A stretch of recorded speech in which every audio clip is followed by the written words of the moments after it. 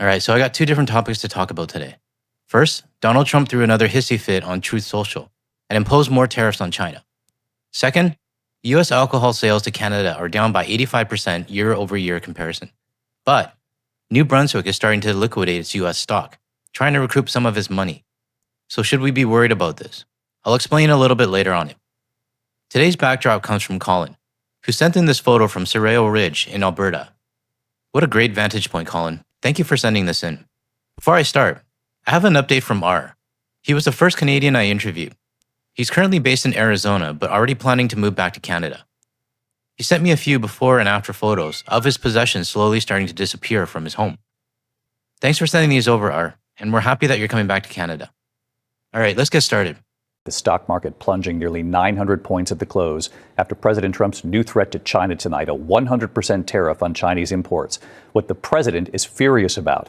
The Dow closing down 878 points, the Nasdaq down 820, the S&P 500 down 182 points. What this fight is about. And here's Rachel Scott. Tonight, just minutes after the markets close, President Trump reigniting the trade war with China, imposing an additional 100% tariff on Chinese imports on top of the 30% that was already in place. They hit the world with something that really is not anything that people are going to do, and it was shocking. Now, China does possess a major part of the world's rare minerals, and it's something that everyone globally needs for the consumer products, manufacturing, microchips, and everyday usage items. What really bothers me is that many of these counter tariffs, export restrictions, global policy changes, and new partnerships being made abroad might not have happened if the root cause didn't start all of this. And the root cause of it, we already know. This move is only going to put more pain directly on the US citizens, as they're the one that are paying the tariffs. But if Canadians are still buying US products, or products made in the United States, expect whatever you're buying from the US to be more expensive. Stocks tanking after the president warned this morning a massive increase in tariffs on China was coming, even saying the move could be potentially painful for Americans. By the end of the day, the Dow was down nearly 900 points, and the S&P marked its biggest drop since April. The new tariffs start November 1st. The president blasting China for new restrictions that would limit access to rare earth minerals, a market China dominates. Those minerals critical for making everything from cars to smartphones. The president calling it a sinister and hostile move, saying there is no way that China should be able to hold the world captive. President Trump now considering canceling an upcoming meeting with Chinese President Xi. That meeting with President Xi was just 2 weeks away, and big question tonight if it will happen, whether a longer-term trade deal can be reached with China, David. Yeah, we'll see if that meeting happens. So there's already enough damage being done, even without the additional 100% tariff that he's threatening with. And we all know this, because people are getting tariff invoices from UPS and FedEx for the items bought overseas. This is consumer goods, but this also applies to manufacturing parts, machines, and a whole whack of other things. But I want you to take a look at this video. It's from our friend Josh from the Enemy From Within channel. He posted this a few days ago, and this is boots on the ground footage of what the trucking industry looks like right now. So anyways, I've been telling you that there are a lot of things going wrong in this industry, and all the signs that I've been seeing. As a matter of fact, last night before I even got into this story, I took a video of a truck stop that I want you to just have a look at real quick. This is Lamar, Colorado, right off of 287. Highway 287 is right out there. This is a major highway for running freight between Texas and Colorado, probably other places also, but as you can imagine, a lot of freight moves between those two states. And about a year ago, if you came into this very particular truck stop, it's about 9 p.m. by the way, you would maybe still be able to find a place to park, but there would be just a few parking spots in here. Now, with all the destruction that Donald Trump is causing to the transportation industry in America, if you look around, I'm not going to show you my truck like I always try to avoid, but if you look around, you can see this middle spot here is normally packed full of trucks. You see we got just one truck out here. All the way over in this section, just empty parking spots for days. My friends, when I put out this information, a lot of people say I lie about the time of day and say that I'm being inaccurate in what I'm saying. What these suckers forgot, my friends, is I live out here on the road. I can get in a video any time of day. What we're seeing is the collapse of transportation in America due to Donald Trump's trade wars, all of his tariffs, and all of his nonsense. And I'm able to be honest about this, my friends. For one, I watched Donald Trump crash trucking the last time that he was in office. But for two, I have no emotional attachment to the son of a bitch. So when he's out here fucking things up, I'm able to call it out the way it truly is instead of having my emotions involved. Like I said, this truck stop, you could maybe still find a place to park at 9 p.m. a year ago. There'd be one or two spots out there where you could get a truck into. But that is just not the fucking case anymore. It is a ghost town out here, my friends. And this is at the hands of Donald Trump with all of his trade wars. So there you can see an almost completely deserted truck stop on a very popular truck route at 9 p.m. at night. And that, my friends, is a very, very troubling sign to see in this day and age. Now, what Josh just showed us is the effects of the current tariffs globally. Not just on China, but the tariffs that are applied to every other country globally that exports to the US. As Josh said, this truck stop would normally be packed last year with freight coming in from all over the world, but it's empty, which means shipping to the US has slowed to a crawl. So if these new tariffs that Trump announced do get put into place, this is going to be even more chaos for the US economy. I, for one, hope that our friend Josh will continue to be okay in the industry. But if you're not subbed to his channel or hearing about him for the first time, check out his link in my description and go to his channel and subscribe to him. We're both trying to pass the 100K mark together, so we need to help give him that boost. Tell him the Guard the Leaf sent you. Now, this next clip shows the everyday things that this new potential tariff on China might start to affect. And to my US viewers, you might want to pay attention to this part. If you thought inflation was bad now, wait until you hear what the president just did that can make it a lot worse, a lot faster. Right now, China just put new limits on the metals they export. These metals are called rare earths.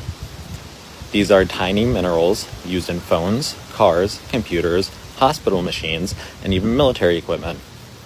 Instead of calming things down, Trump went on Truth Social saying there's no reason to meet with China's president. And that meeting was actually scheduled to ease tensions. He's now threatening a massive increase in tariffs on Chinese goods. He's basically saying he's ready for another trade war. Now here's the problem. China controls nearly 90% of the global supply of these materials. If this continues, and especially if Trump keeps escalating, China could respond faster and tighter, cutting off even more exports. And that means that the impact will definitely hit us sooner. So let me make this very clear. This affects everyone. Your phone and laptop. Rare earths power your speakers, screens, and chips. Shortages mean higher prices and delays. Your car, especially hybrids and EVs. The motors need rare earth magnets. Prices rise. New cars get delayed. Your home energy. Wind turbines, solar panels, smart thermostats. These all rely on these materials. Energy costs go up. Hospitals. MRI and diagnostic equipment. They depend on them. Delays or cost jumps mean slower repairs or fewer machines. And our military. Jets, missiles, satellites. These all require rare earths. If China speeds up its export bans because of Trump's threats, our defense contractors may literally not get parts in time. That means fewer planes built, delays in weapons, and ordinary Americans, workers, families, taxpayers, we foot the bill. So when Trump threatens tariffs, it's not just a social media post. It's a move that could speed up China's retaliation, raise prices, and weaken what keeps us safe. If this keeps spiraling, we won't just feel it in our wallets, we'll feel it in our national security, and that's something every American should care about. I will go on to say it's not just every US citizen, but any citizen globally that still buys something that's made in the US. So unfortunately, if you think things are expensive now, it's about to get worse if this new 100% additional tariff does get put into place. In my opinion, China isn't a country you want to piss off, especially since majority of manufacturing and minerals come from them. Now, I know Trump states he's doing this to retaliate to China's letters to other countries and putting limits on exports. But a knee-jerk reaction like this, by putting tariffs on everything, is going to do more damage than good. I mean, look at the stock market after he announced it. Can't help but wonder if he's doing this on purpose, to allow some rich people to buy low. Now I'm going to switch gears here and talk about the current Canada-US liquor situation.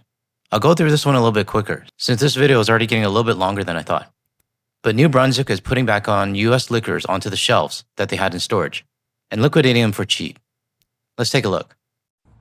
When NB Liquor pulled American alcohol off their shelves in March as a response to the trade war, they didn't know what they were going to do with it. While agents and licensee stores were still able to offer it, millions of dollars worth of alcohol has been sitting in warehouses.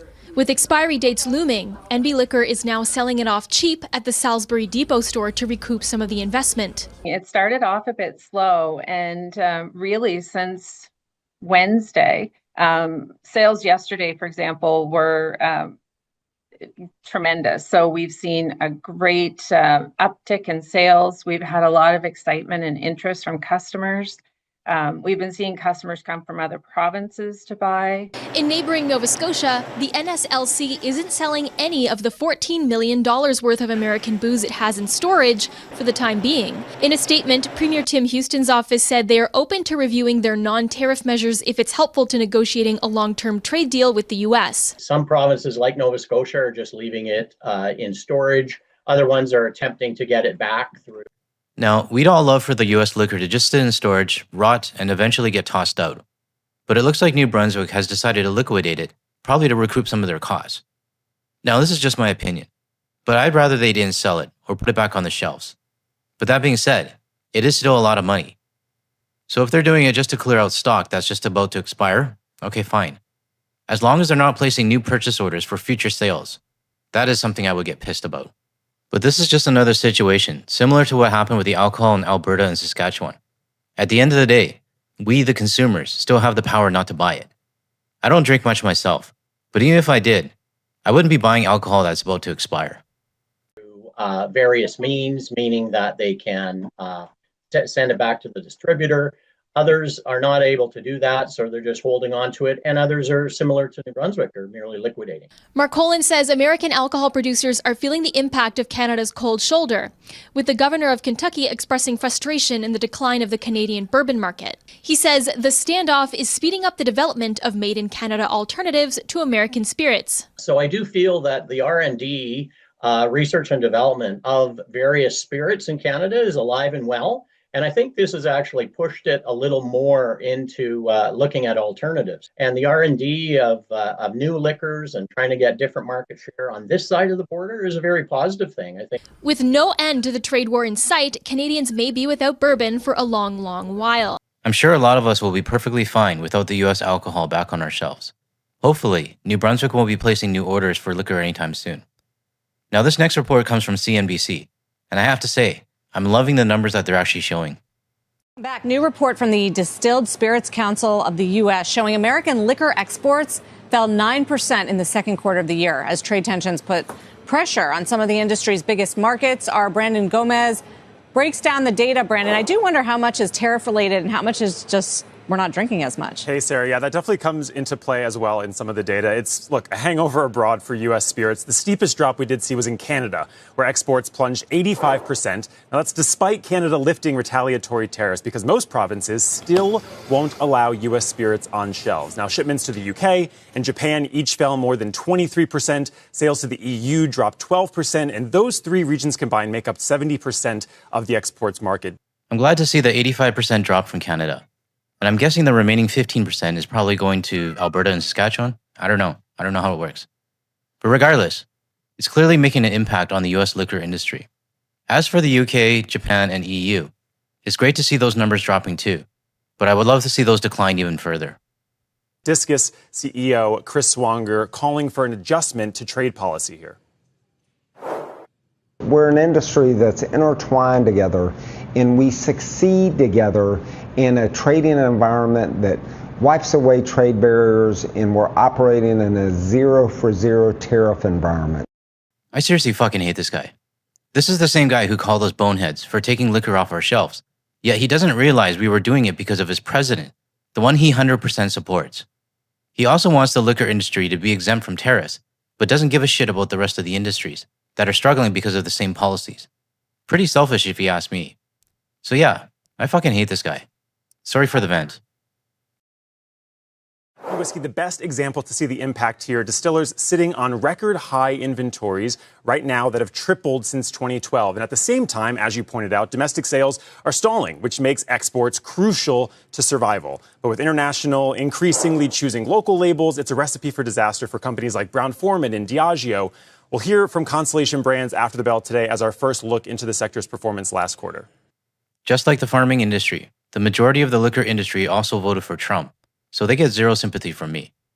So what's my takeaway from this video? If Trump's tariff on China does pull through and get confirmed, he's right. It's going to be painful for US citizens and for anyone buying US products. But then again, he might just pull a Taco Trump move. Who knows? And second, I really do hope that New Brunswick doesn't follow Alberta and Saskatchewan by continuing to stock the US liquor. After this batch goes up to expire, I hope that's it. We need to keep the boycott going. Cutting off those alcohol sales is a big part of that. If you found this video helpful, hit the like and subscribe button to help get this message out to more people. And share it with your friends as well. And if you're still here and want to see more of my videos, check out the ones that are showing up on your screen now. Thanks for watching, and I'll see you in the next one.